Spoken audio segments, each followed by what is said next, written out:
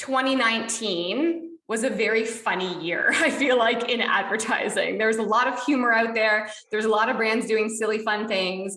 So they were connecting with people in that emotional way of humor. So not just babies and puppies, but also funny things that where you're like, that brand gets it, they get me, it's culturally relevant, that's funny. Pandemic hits, you're no longer allowed to be funny. So we are, and literally in briefs and in asks and challenges on creative, on strategy, is like, no more humor. It's not the time. Right. And now you see things like what this drone company is doing, where we're allowed to entertain. We're allowed to do something that's funny and silly. People are looking for levity. Because there's so much heaviness.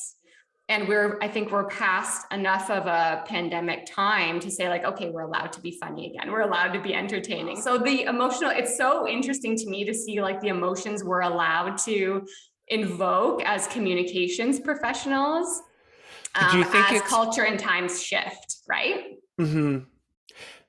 When you say we're not allowed, though, is there something good in that says, now that it's allowed, it's because we know the consumer is saying it's okay? So that's exactly where journey mapping comes in, and empathy mapping, and all of those different types of tools. So that's where we can then get into like what those tools are. We need to understand, the only reason we can say we're not allowed to be funny is because we understand culturally what's going on, the landscape, and how people are feeling.